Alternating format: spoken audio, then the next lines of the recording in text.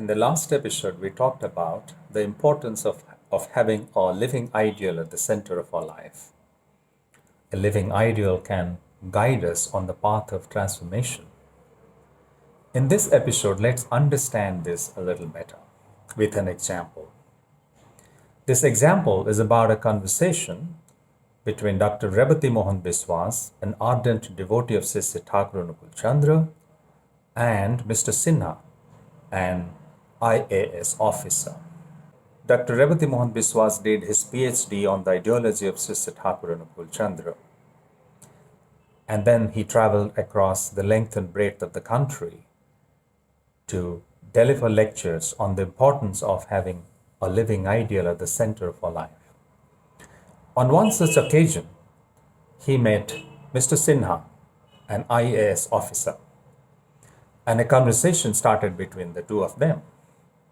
In the course of the conversation, Mr. Sinha, the IAS officer, who was the additional district magistrate of a district, confronted Dr. Biswas. He said, Dr. Biswas, I do not agree with you. I do not see the need for a living ideal at the center of my life. And why do I need one? I was a topper in my master's at the university. I was one of the toppers in the Indian Civil Services examination. Today, I am an additional district magistrate in this district. I run the affairs of the district efficiently. I have knowledge, I have intelligence, I have efficiency. Thousands of people respect me. When I go to my office, hundreds of people salute me. The government of India has given me an award for my efficient administrative capabilities and for my contribution to the district. I have everything. I do not need a living ideal at the center of my life. In this country, there are so many universities, there are educational institutions, there are authors, luminaries, there are books. If I need to acquire new knowledge, I can go to them. Why do I need a particular living ideal at the center of my life? Dr. Biswas looked at the IAS officer and said, Mr. Sinha, I believe that you are an efficient administrator. I believe that you command the respect of thousands of people at your workplace, in the district that you run. I do believe that Government of India has rewarded you for your outstanding contribution. I do believe that you are an efficient officer. You are an intelligent person. You have loads of knowledge. I absolutely have no doubts about it. Mr. Sinha, I have a question for you. When after completing your office work, at the end of the day, when you go back home, do you and Mrs. Sinha, your wife, sit down and have a heart-to-heart conversation every day? Mr. Sinha tentatively replied, occasionally. My wife has a very big social life. She goes to clubs and parties. She has kitty parties. She's quite busy. Well, we don't get to meet each other. When I go back home, Dr. Rebati Mohan Biswas asked Mr. Sinha, Sir, when you go back home, do you meet your children? Do you talk to them? Mr. Sinha replied, well, we meet and talk on Sundays. The rest of the days, I'm quite busy.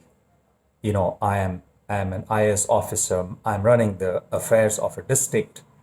So I don't get time to meet my children. But the children have no problems because they have maid servants. They have servants at home to take care of them. My wife and I are quite busy, but there is help at home. to take care of our children. Dr. Biswas asked Mr. Sinha, "Sir, are your children obedient?" The IS officer was quiet. Dr. Biswas asked him, "Do you meet your parents very often?" The IS officer replied, "Well, my parents stay in the village. I rarely go to my village. I haven't met them for the last 4 or 5 years. Occasionally, I talk to them."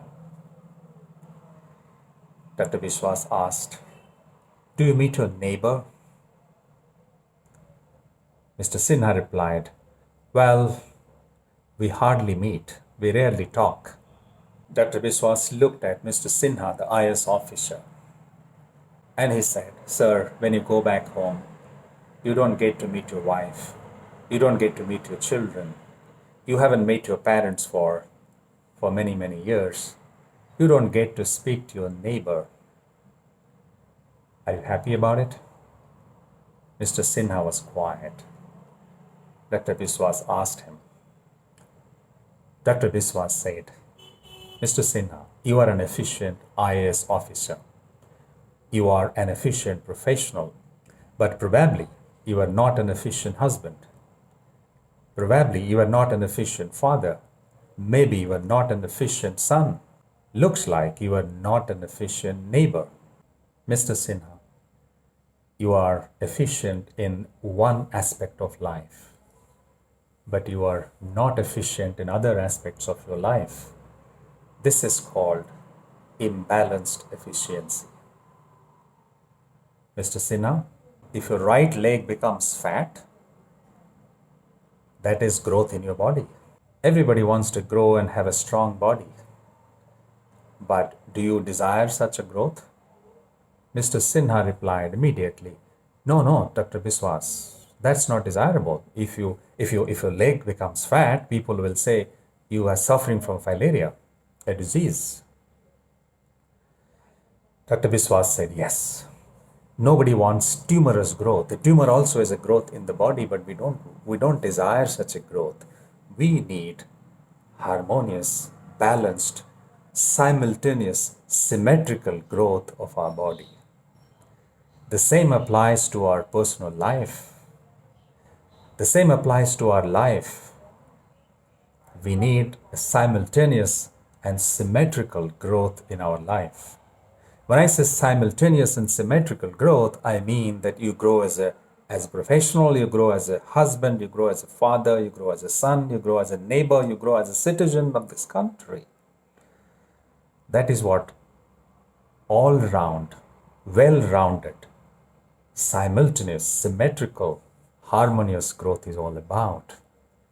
And an ideal man has complete harmony and balance between all aspects of his life: his individual life, his conjugal life, his familial life, his social life, his national life.